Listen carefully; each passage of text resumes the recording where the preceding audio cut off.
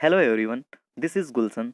आज के वीडियो में हम बात करने वाले हैं अयोध्या राम मंदिर या जन्मभूमि विवाद के बारे में, बाबरी मस्जिद विध्वंस के बारे में, 1528 से 2020 तक के सब इतिहास के बारे में, अयोध्या के टोटल 64 अध्याय के बारे में, अयोध्या विवाद के बारे में, कहाँ से शुरू हुआ, इसका इतिहास क्या था, भारत की राजनीति में कैसे इस उथल पुथल मचा दी, दंगे क्यों हुए, केस की क्या स्थिति है।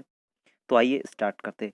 इस वीडियो में या फोटो में कोई भी धार्मिक भावनाओं को मेरा ठेस पहुंचाने का कोई मकसद नहीं है। बात करते हैं अयोध्या की। तो अयोध्या उत्तर प्रदेश में, पश्चिमी अयोध्या लखनऊ के पश्चिम में स्थित है। यह फैजाबाद के पास में स्थित है। हिंदू धर्म में भगवान राम सबसे पूजनीय भगवान है।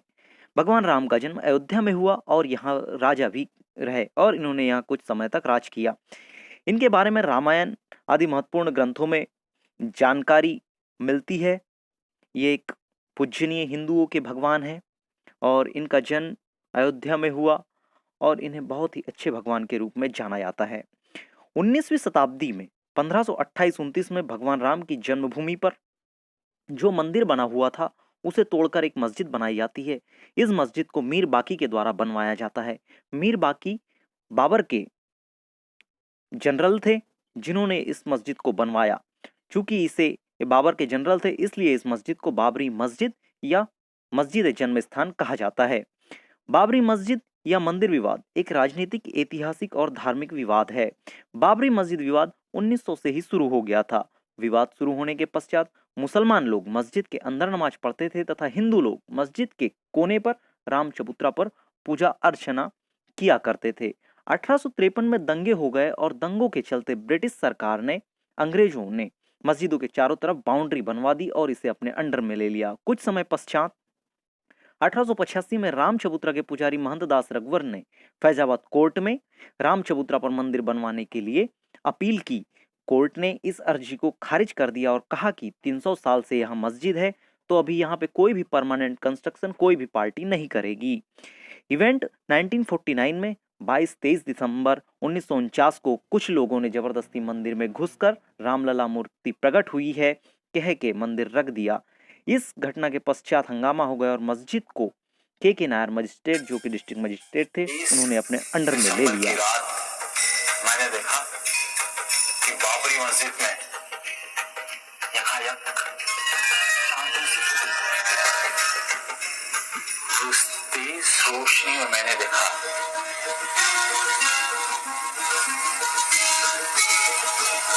कि 4-5 साल का बेहद खूबसूरत लड़का था। जब बेहोशी टूटी तो मैंने देखा कि सदर दरवाजे का ताला टूटकर जमीन पर पड़ा था। सिंहासन पर बुत रखा हुआ था और लोग आरती उतार रहे।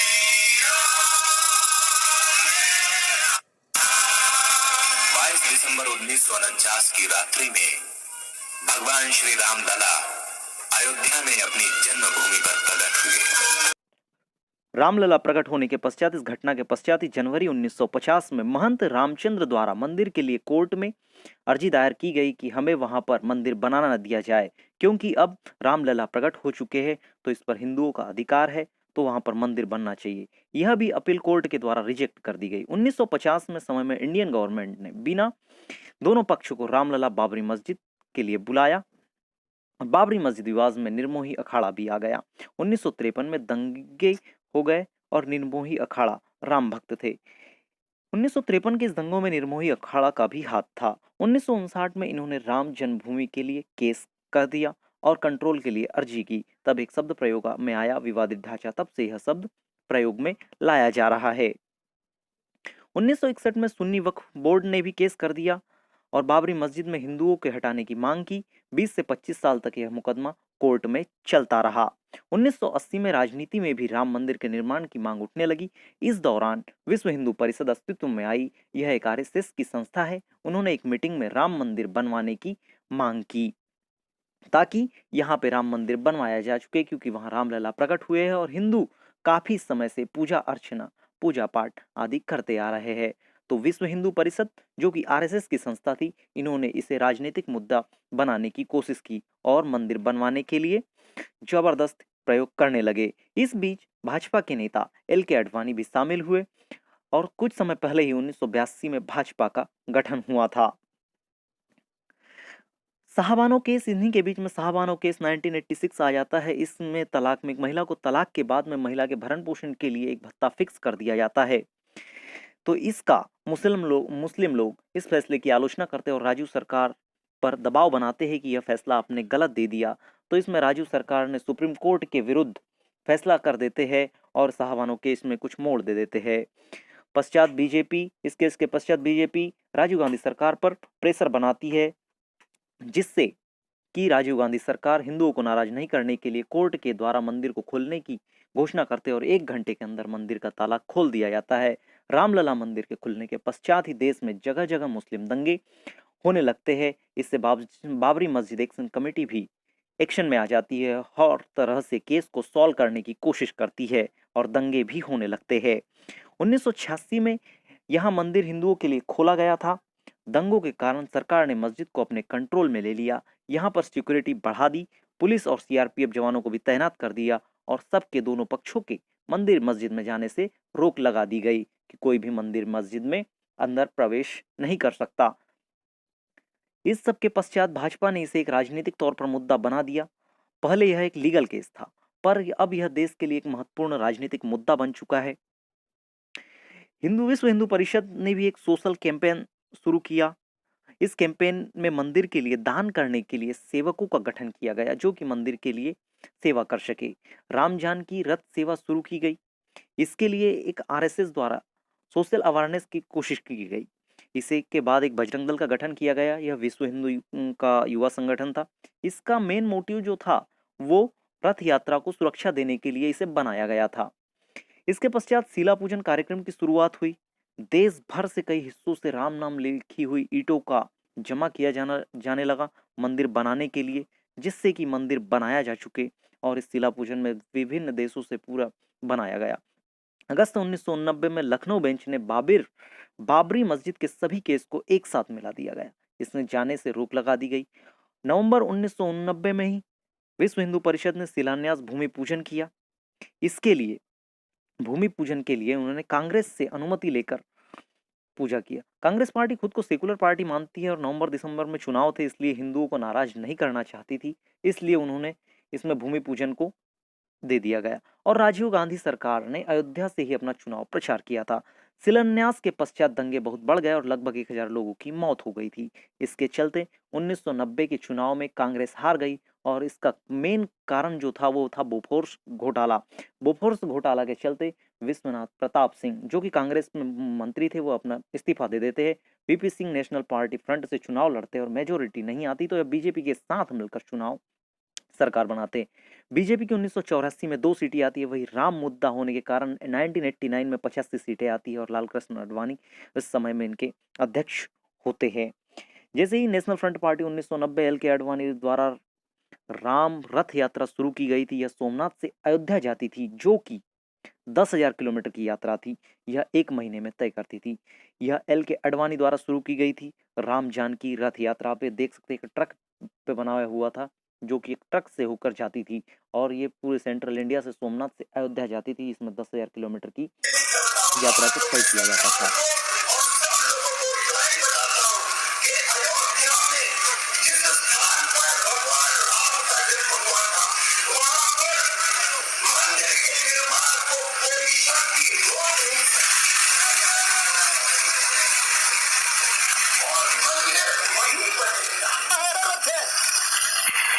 संकल्प किया हुआ है कि 30 अक्टूबर को वहां पर पहुंच करके कार सेवा करेंगे और मंदिर वहीं बनाएंगे। उसको कौन रोकेगा? कौन सी सरकार रोकने वाली है? इस यात्रा में बहुत सारे दंगे हो जाते हैं और इन्हें बिहार में इस यात्रा को रोका जाता है। बिहार के सीएम लालू प्रसाद यादव ने एल के आडवाणी को अरेस्ट कर दिया जाता है और इन्हें जेल में रखा जाता है। एल के आडवाणी के अरेस्ट होने के कारण ही बीजेपी अपना नेशनल फ्रंट पार्टी से सपोर्ट खींच लेती है और विश्वनाथ प्रताप सिंह की सरकार गिर जाती है। तो इस जैसे ही इनकी सरकार गिरती है तो चंद्रशेखर अपना गुट अलग कर लेते हैं और कांग्रेस के सपोर्ट से प्रधानमंत्री बन जाते हैं। कुछ समय पश्चात कांग्रेस भी अपना सपोर्ट खींच लेती है और चंद्रशेखर की सरकार गिर जाती है। 30 अक्टूबर 1990 को रथ यात्रा समाप्त होना था, तो इस दिन काफी कार सेवक अयोध्या में इकट्ठे हो जाते हैं और मंदिर मस्जिद को तोड़ने की बात करते हैं। इतने कार सेवक इकट्ठा हो जाते हैं कि मंदिर को उस दिन तोड़ा जा सकता है, लेकिन कार सेवकों की अधिक संख्या में इकट्ठा हो जाने के चलते बाबरी मस्जिद को तोड़ने के लिए हंगामा करने लगते हैं। इस पर जो यूपी गवर्नमेंट रहती है, मुलायम सिंह वहाँ के मुख्यमंत्री होते हैं, तो मुलायम सिंह कार सेवकों पर गोली चलाने का आदेश दे देते हैं और कुछ लोगों की मौत हो जाती है। 1990 में बाबरी मस्जिद तोड़ने का यह प्लान विश्व हिंदू परिषद और युवा दल का विफल हो जाता है और यह 1990 में मंदिर मस्जिद नहीं तोड़ी जाती है। 1991 में चुनाव की घोषणा हो जाती है। इस चुनाव प्रचार के दौरान राजीव गांधी की हत्या कर दी जाती है।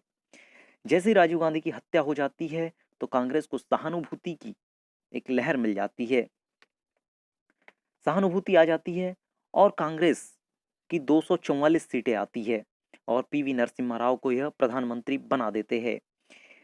प्रधानमंत्री बनने के पश्चात ही जैसे ही प्रधानमंत्री 244 सीटें आती है, इसी समय कुछ समय पश्चात यूपी में भी चुनाव आ जाते हैं। नरसिम्हा राव बाबरी मस्जिद तोड़ने के प्रधानमंत्री थे, तोड़ते समय प्रधानमंत्री थे और इन्होंने ही उदारवादी नीति आरंभ की थी और उदारवादी नीति आरंभ की। लिबरलाइजेशन की पॉलिसी भी इन्हीं के समय में शुरुआत हुई, पीवी नरसिम्हा राव के समय, क्योंकि इनके समय में फाइनेंस मिनिस्टर जो थे वो हमारे डॉक्टर मनमोहन सिंह थे। 1992 में फाइनेंस मिनिस्टर मनमोहन सिंह थे। 1991 में यूपी में चुनाव आ जाते हैं और बीजेपी पावर में आ जाती है और उत्तर प्रदेश में पहली बार सरकार बनती है। इससे पहले उत्तर प्रदेश में कभी बीजेपी की सरकार नहीं बनी थी और 1991 में चुनाव में जीत जाते हैं और मुख्यमंत्री बनाते हैं कल्याण सिंह को। पहली बार सरकार बनी तो 221 सीटें, 425 में से 221 सीटें बीजेपी चुन के आती है और कल्याण सिंह जो वर्तमान में गवर्नर भी रह चुके हैं, राजस्थान के और हिमाचल प्रदेश के गवर्नर भी रह चुके हैं। सरकार जैसे ही यहाँ पे बन जाती है बीजेपी की, तो बीजेपी विवादित ढांचे के पास में 5 एकड़ भूमि अपने कब्जे में ले लेती है और सरकार को, कोर्ट को कहती है कि हम इसे टूरिज्म पर्पज से विकसित करेंगे और यहाँ पर टूरिज्म पर्पज बनेगा। कोर्ट ने रोक लगाई थी तो सरकार ने गवर्नमेंट से कहा कि इसे भूमि पर टूरिज्म पर्पज से विकसित करेंगे, यहाँ पर कोई विवादित ढांचे को नुकसान नहीं पहुंचेगा और इसे कोर्ट के द्वारा इस लीगल नोटिस दिया जाता है और इसे वह कोर्ट से अपने अधीन 3 एकड़ भूमि को ले लेती है और कल्याण सिंह गवर्नमेंट ने इस 3 एकड़ भूमि को जन्मभूमि न्यास ट्रस्ट को लीज पे दे दिया जाता है, जो कि अभी वर्तमान में यह केस, जो कि 1950 मतलब समथिंग 50 साल से यह केस, राम जन्मभूमि के लिए यह केस लड़ रहा है। ये ट्रस्ट को 3 एकड़ भूमि लीज पे दी जाती है। इलाहाबाद कोर्ट ने कल्याण सिंह गवर्नमेंट को नोटिस दिया कि विवादित ढांचे पर कोई भी परमानेंट कंस्ट्रक्शन नहीं किया जाएगा। लीज पर देने के बाद में यह बोलते हैं कल्याण सिंह कि हाँ, हम ऐसा कोई भी काम नहीं करेंगे जिससे कोर्ट के ऑर्डर की अवहेलना हो। जुलाई 1992 विवादित ढांचे के पास में अधिक मात्रा में कार सेवक इकट्ठा हो जाते हैं। कार सेवक के इकट्ठा होते ही ये आप देख सकते हैं काफी मात्रा में कार सेवक इकट्ठा हो जाते हैं। इन दंगों को देखकर प्रधानमंत्री पीवी नरसिम्हा राव दोनों पार्टियों को बातचीत के लिए बुलाते हैं। बातचीत के लिए इन दोनों पार्टियों को दिल्ली में बुलाते हैं, जिसमें विश्व हिंदू परिषद, बाबरी एक्शन कमेटी बातचीत करती है और दोनों अपना अपना पक्ष रखती है और दोनों बातचीत करने में विफल रहती है। तभी दोनों ही अपना अपना पक्ष रखती है और बात करने में विफल रहती है, कोई निष्कर्ष नहीं निकलता है। 30 अक्टूबर 1992 को ही विश्व हिंदू परिषद इसी समय धर्म संसद दिल्ली में एक बैठक बुलाती है, जिसमें सभी कार सेवक इकट्ठा होते हैं। LK आडवाणी, मुरली मनोहर जोशी, इन सभी इकट्ठा होते हैं और 6 दिसंबर को कार सेवकों के लिए लोगों को इकट्ठा होने की घोषणा की जाती है कि आप अयोध्या में आइए और कार सेवक की बढ़ती तादाद में लोगों को, भीड़ को बुलाया जाता है। सरकार इससे चिंतित हो जाती है, पीवी नरसिम्हा राव सरकार इससे चिंतित हो जाती है कि अब क्या होगा। तो वह कुछ गवर्नर, उन्हें हम सिक्योरिटी सुझाव देती है कि अब कल्याण सिंह की गवर्नमेंट को गिरा दीजिए या बर्खास्त करने की मांग करती है और वहां पर प्रेसिडेंट रूल लगाने की बात करती है। परंतु प्रधानमंत्री PV Narasimha Rao, chief minister, Kalyan Singh government को कहते हैं कि 6 दिसंबर को कोर्ट के ऑर्डर का सम्मान होना चाहिए, अगर कुछ भी हुआ तो आपकी सरकार गिर जाएगी।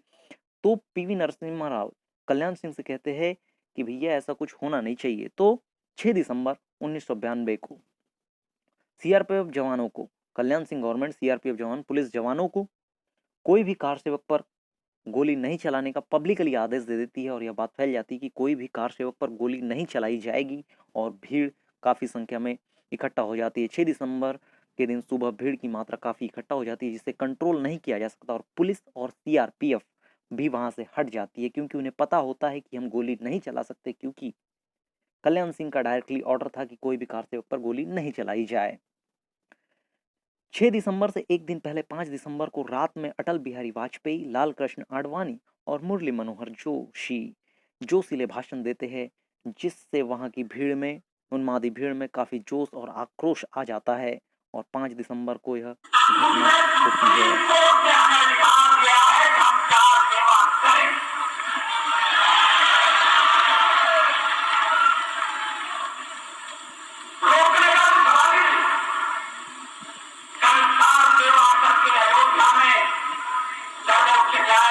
किसी निर्णय की अवहेलना नहीं होगी। निर्णय का सम्मान किया जाएगा।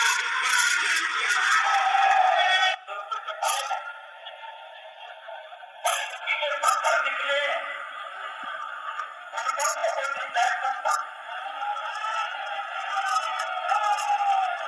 तो कहीं पे संकल्प करना पड़ेगा।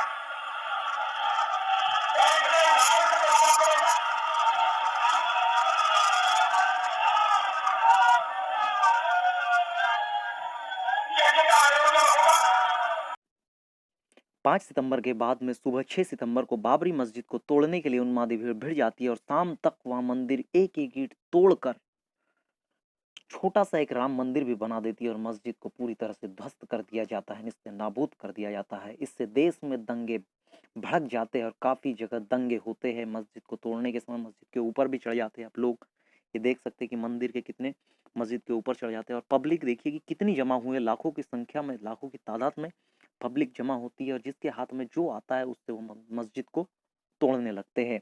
विवादित ढांचा तोड़ने के बाद ही इसकी सारी जिम्मेदारी यूपी सीएम कल्याण सिंह ले लेते हैं और अपने पद से इस्तीफा दे देते हैं। प्रधानमंत्री के कहने से पहले ही ये अपने पद से त्यागपत्र दे देते हैं और इनकी सरकार गिर जाती है। कोर्ट के ऑर्डर को नहीं मानने के चलते इन्हें कुछ समय के लिए जेल दे दी जाती है। 2 साल की इन्हें सजा होती है और यहाँ पर रामलला का टेम्परेरी स्ट्रक्चर बनाया जाता है। मस्जिद तोड़ने के बाद में इस तरह से दिखते हैं और यहाँ पे मंदिर बनाया जाता है। ढांचा ढलने के बाद पूरे देश में दंगे फैल गए। जैसे ही दंगे फैल गए तो जैसे मुंबई हो गया, पूरे देश में मुंबई, कोलकाता आदि में, मुंबई में सबसे ज़्यादा दंगे हुए और यहाँ पर 1000 लोग मारे गए थे क्योंकि यहाँ से काफ़ी मुस्लिम आबादी रहती है। इस वजह से यहाँ पे दंगे को कंट्रोल नहीं किया गया। पूरे देश में लगभग 2000 लोग मारे गए थे इस बम ब्लास्ट में या फिर इस दंगों में 2000 लोगों की मौत हुई। इसके बाद ही पाकिस्तान और बांग्लादेश में भी काफ़ी हद तक हिंदू मंदिर तोड़े गए और हिंदुओं की हत्या कर दी, जिससे हिंदुओं में वहाँ पे कमी आई। इसके बाद काफ़ी पाकिस्तान में जो हिंदू है उसमें काफ़ी देर तक केस भी चला है। आप देख सकते हैं कि मंदिर पाकिस्तान में तोड़ दिए गए थे बाबरी मस्जिद टूटने के बाद में ही, और हिंदुओं को काफ़ी बेरहमी से मारा गया था, जिससे बाद में अभी तक वहाँ पे हिंदू ग्रोथ रेट बहुत कम हो चुकी है। और अभी हमारी गवर्नमेंट कहती है कि पाकिस्तान और बांग्लादेश के हिंदुओं को वापस इंडिया बुलाया जाए। मार्च 1993 में मुंबई में सीरियल बम ब्लास्ट हुए। जस्ट मस्जिद टूटने के ही कुछ समय बाद में मार्च 1993 में मुंबई में सीरियल बम ब्लास्ट होते हैं और इसका मेन रीजन रहता है बाबरी मस्जिद। और यह बम ब्लास्ट हिंदू आबादी वालों एरिया में ही हो जाता है और 200 लोगों की मृत्यु हो जाती है। मृत्यु होने के पश्चात ही इसका मेन रीजन बाबरी मस्जिद को बताया जाता है और हिंदू आबादी में काफ़ी लोगों की मौत हो जाती है। इसके लिए एक आयोग, लिब्राहन आयोग बनाया जाता है। इसमें जज होते हैं लिब्राहन आयोग। काफ़ी समय तक यह केस चलते रहता है और यह आयोग 48 बार कोर्ट का समय बढ़ाता है। इसमें कुल 17 साल लगे कोर्ट में और यह 2009 में रिपोर्ट सौंपी गई, क्योंकि 2009 में क्या होता है कि यह रिपोर्ट, लिब्राहन आयोग की रिपोर्ट लीक हो जाती है। इस वजह से 2009 में इन्होंने संसद में रिपोर्ट सौंपते हैं। इस रिपोर्ट में कुल 68 लोगों को दोषी पाया जाता है, जिसमें अटल बिहारी वाजपेयी, एल के आडवाणी, मुरली मनोहर जोशी, कल्याण सिंह को सबसे ज़्यादा दोषी पाया जाता है, क्योंकि इनकी यूपी गवर्नमेंट, यूपी में सरकार थी और इन्हीं के चलते दंगे हुए, इसलिए इन्हें सबसे ज़्यादा दोषी पाया जाता है और इन पे कड़ी कार्रवाई के लिए सीबीआई केस चलाया जाता है। आरएसएस और विश्व हिंदू परिषद की साजिश बताया जाता है कि बाबरी मस्जिद को तोड़ना एक आरएसएस और विश्व हिंदू परिषद ने यूपी गवर्नमेंट आते ही मस्जिद को 1900 दिया। 2009 में लिब्राहन आयोग की रिपोर्ट कहती है केस के लिए श्री कृष्ण कमेटी का गठन किया जाता है और वह सीरियल बम की आरोपों की जांच करती है। विवाद ढांचे पर 1990 में जो हाईकोर्ट में केस चल रहे थे उन सभी को 1990 में इकट्ठा कर दिया जाता है, जितने भी सारे केस थे, चाहे वह बोर्ड के हो, रामलला के हो या मस्जिद वालों के हो, सभी को इकट्ठा कर दिया जाता है। बाद हाईकोर्ट ने 2003 में आर्कोलॉजिकल सर्वे ऑफ इंडिया से कहा कि आप जाइए, हिस्टोरिकल और फिजिकल वहां पर खुदाई कीजिए और देखिए कि वहां पे या पहले मंदिर था या मस्जिद था, मंदिर को तोड़कर मस्जिद बनाई गई यहाँ या वहां पर मस्जिद थी ही नहीं। इन्हें ऑर्डर देते हैं और ASI archaeological survey of India 3 से 4 मंथ खुदाई के बाद में वहां पर पिलर करता है और रिपोर्ट देता है कि वहां पर पीलों की आकृति अवशेष मिले हैं, कुछ 40 से 50 पिलर मिले हैं और हिंदुओं के धर्म संबंधी आकृतिज मिली है और वहां पे एक हिंदू कॉम्प्लेक्स रहा होगा। 10वीं या 11वीं शताब्दी में यह हिंदू कॉम्प्लेक्स रहा होगा, आर्कोलॉजिकल सर्वे ऑफ इंडिया कहता है। और कहने राम मंदिर कहने से बच जाता है, ओनली यह कहता है कि यहाँ पे कॉम्प्लेक्स हिंदू कॉम्प्लेक्स था और मस्जिद नहीं थी। इलाहाबाद हाईकोर्ट ने 2003 में ही आर्कोलॉजिकल सर्वे ऑफ इंडिया कहता है कि पूजा अर्चना होती थी, हिंदू कॉम्प्लेक्स था, 50 के आसपास पिलर मिले, इसलिए आर्कोलॉजिकल सर्वे ऑफ इंडिया के इस रिपोर्ट से बहुत सारे इतिहासकारों में बहुत सारा विवाद है। इससे पहले भी खुदाई की गई, जैसे 19वीं शताब्दी में 1920 या 30 में, 1970 में यहाँ पे खुदाई की गई थी आर्कोलॉजिकल सर्वे ऑफ इंडिया के द्वारा, तो यहाँ पर बुद्धिस्ट स्ट्रक्चर मिले। इस स्ट्रक्चर में इसलिए बुद्धिस्ट लोग भी कहते हैं कि भैया यहाँ पे और खुदाई की जाए ताकि बुद्धिस्ट के लिए इंपॉर्टेंट हो जाएगी ये साइट।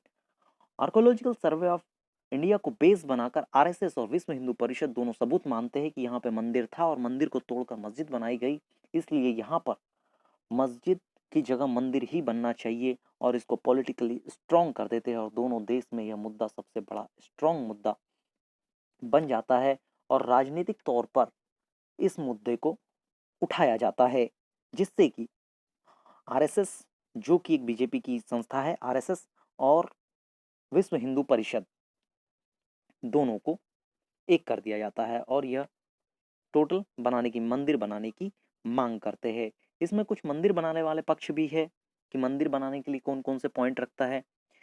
हिंदू के द्वारा जो दलीलें पेश की गई कोर्ट में कि भाई हिंदुओं के द्वारा दलील पेश की गई कि यहाँ पे आर्कोलॉजिकल सर्वे ऑफ इंडिया के द्वारा कहा गया कि यहाँ पे एक हिंदू कॉम्प्लेक्स था, यहाँ पे मंदिर बनना चाहिए, आर्कोलॉजिकल सर्वे ऑफ इंडिया को।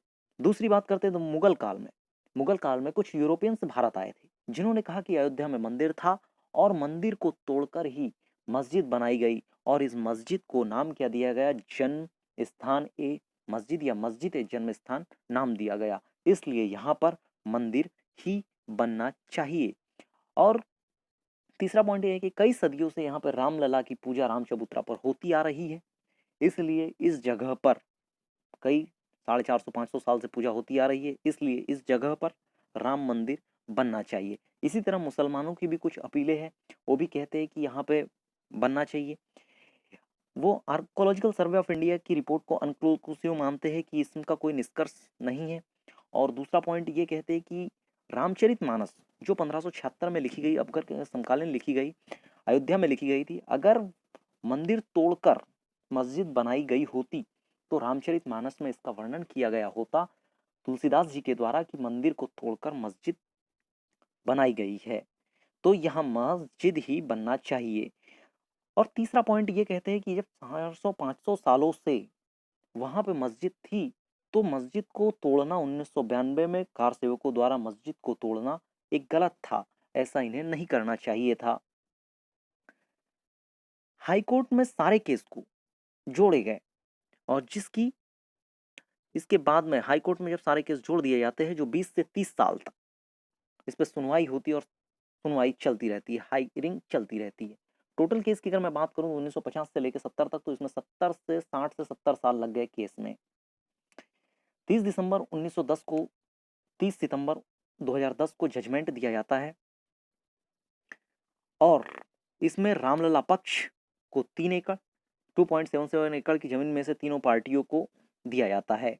इसमें फर्स्ट पार्टी को रामलला जन्मभूमि न्यास को मंदिर वाला एरिया दिया जाता है, जहां पर मंदिर कोने पे जो मंदिर वाला जहां मंदिर बनाया गया था 1992 में मस्जिद को तोड़ने के पश्चात में रामलला को राम जन्मभूमि न्यास या ट्रस्ट को दिया जाता है।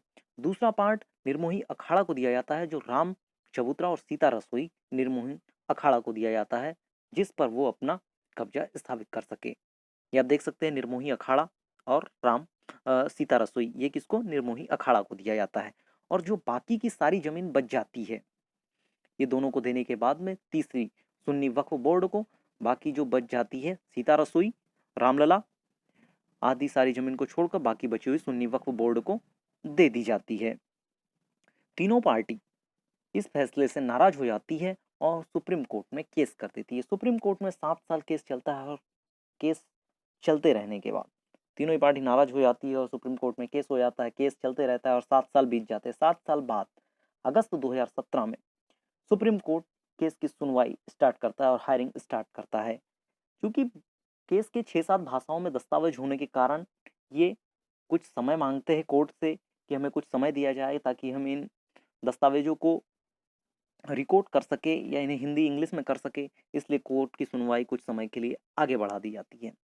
2002 में जो गुजरात में गोधरा कांड हुआ था, मूल रूप से बाबरी मस्जिद का ही विवाद था, जिसमें 60 कार सेवक ट्रेन से जा रहे थे जिसे जला दिया गया और गुजरात में दंगे हो गए थे। उस समय अमित शाह जी थे, जिन्हें इन गुजरात दंगों का आरोपी भी माना जाता है। इन्होंने काफी हिंदुओं के लिए वहां पे लड़ाई लड़ी।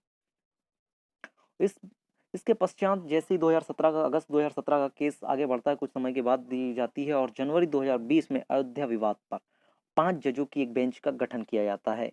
इसमें 5 जज होते हैं: Ranjan Gogoi, Ashok Bhushan, SY Chandrachud, S.A. Bobde, S. Abdul Nazeer. इन 5 जजों का यहाँ पे गठन किया जाता है कि ये 5 जज मूल रूप से अयोध्या विवाद की जांच करे और इस पर फैसला दे।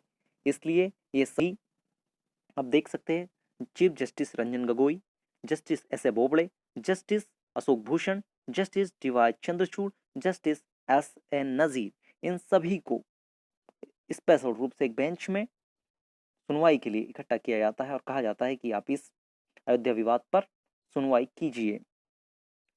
कुल 67 एकड़ जमीन है अयोध्या में, तो उसमें से जो कि 2.77 एकड़ गवर्नमेंट के अधिकार में है, जो कि 1991 से ही विवादित है। इस विवादित मतलब 2.77 एकड़ जमीन पर ही विवाद है। इस भूमि को लेकर इन पांचों जजों ने इस पे सुनवाई की। सुनवाई के पश्चात सितंबर 2019 में पांचों जजों की 40 दिन की प्रतिदिन सुनवाई हुई। कंटिन्यूस सुनवाई चलती गई और 40 दिनों के बाद एक कुछ समय के लिए निष्कर्ष पे निकले और 16 अक्टूबर 2019 को यह रिपोर्ट पूरा सुनवाई खत्म हुई। सुनवाई खत्म होने के बाद में ही इन जजों ने फैसला दिया। 9 नवंबर 2019 को सुप्रीम कोर्ट ने फैसला दिया और 5 जजों ने आपस में यह मिलकर फैसला दिया था, जिसे संपूर्ण देश ने मान्य किया। इसमें निर्मोही अखाड़ा को केस से पूरी तरह से बाहर कर दिया गया, क्योंकि निर्मोही अखाड़ा का इसमें कोई लीगल मैटर नहीं था और वह बाद में आया था। इसमें सिया वक्फ बोर्ड के केस को भी खत्म कर दिया गया और कहा कि इसमें आपका बाबरी मस्जिद में कोई रोल नहीं है। सिया वक्फ बोर्ड का केस भी खत्म कर दिया गया। नेक्स्ट निष्कर्ष पे जो निष्कर्ष निकला वो कहा गया कि बाबरी मस्जिद कोई खाली जमीन पर नहीं बनाई गई थी, वह मंदिर को तोड़कर बनाई गई थी, इसलिए यह मुसलमानों के लिए कोई मायने नहीं है। इसलिए बाबरी मस्जिद को खाली जमीन पर नहीं बनाया गया था, यह हिंदुओं के मंदिर तोड़कर बनाया गया था। इसके नीचे एक स्ट्रक्चर था जो इस्लामिक नहीं था, वह एक हिंदू कॉम्प्लेक्स था, जिस पर बाबरी मस्जिद को मीर बाकी के द्वारा 1528 में, जो कि बाबर का जनरल था, बनवाया गया था। यहां पर हिंदू कई सालों से पूजा अर्चना करते आ रहे हैं, इसलिए यहां पर मंदिर ही बनना चाहिए। यहां पर मस्जिद नहीं थी, इसलिए यहाँ पर मस्जिद बनना चाहिए और इसका नाम दिया गया रामलला विराजमान। विवादित ढांचा मैनेज करने के लिए कोर्ट ने एक ट्रस्ट बनाने का आदेश दिया जिसका नाम राम जन्मभूमि न्यास ट्रस्ट है, जो कि 3 महीने के भीतर फैसले के बाद में 3 महीने के भीतर बनाया गया। मुस्लिम पक्ष को अयोध्या में ही 5 एकड़ की जमीन दी गई, जो कि अयोध्या राम मंदिर से 5 एकड़ 25 किलोमीटर की दूरी पे है। ट्रस्ट का जो नाम रखा गया राम जन्मभूमि के लिए, जो मैनेज करने के लिए जो ट्रस्ट है, उसे श्री राम जन्मभूमि तीर्थ क्षेत्र, यहाँ पे ट्रस्ट का नाम रखा गया। इसका हेडक्वार्टर दिल्ली में रखा गया। हेडक्वार्टर दिल्ली में है इस राम जन्मभूमि तीर्थ क्षेत्र का। जो हेडक्वार्टर के पराशरन जी का घर है, जो कि इस ट्रस्ट के अध्यक्ष है। इस राम जन्मभूमि में अभी इसका भूमि पूजन किया गया 5 अगस्त को, जिसमें हमारे देश के माननीय प्रधानमंत्री नरेंद्र मोदी जी उपस्थित हुए और साथ में इस मंदिर का जो डिजाइन है 1989 में फाइनल किया गया था, जो चंद्रकांत सोनपुरा जी ने डिजाइन किया था। इसमें 100 से ज्यादा डिजाइन थी। ये आप देख सकते हैं हमारे देश के माननीय प्रधानमंत्री जी भूमि पूजन करते हुए, और यूपी के सीएम योगी आदित्यनाथ जी और यूपी की गवर्नर आनंदीबेन पटेल भी इस भूमि पूजन में उपस्थित हुई, जिससे वैदिक मंत्रों के द्वारा भूमि पूजन किया गया। ये आप देख सकते हैं हर जगह से वहां पर ब्राह्मण, सोमनाथ से ब्राह्मण से, रामेश्वरम से, देश के सभी जगह से ब्राह्मणों को बुलाया गया था। राम जन्मभूमि न्यास ट्रस्ट में कुल 15 मेंबर है, जिसमें से 9 परमानेंट मेंबर होंगे और 6 मेंबर नॉमिनेटेड होंगे। और इनके अध्यक्ष जो है वो के पराशरन जी है, और इसका अध्यक्ष का हेडक्वार्टर दिल्ली में रखा गया है, जो कि के पराशरन जी का घर है। ये आप मंदिर देख सकते हैं, जो कि चंद्रकांत सोनपुरा के द्वारा डिजाइन किया गया था। ये इस टाइप से मंदिर बनेगा, जो कि 2022 के अंत तक 3 साल में कुल बनकर कंप्लीट हो जाएगा। तो गाइस, अगर आपको वीडियो पसंद आया हो, लाइक कीजिए, शेयर कीजिए और सब्सक्राइब कीजिए। धन्यवाद।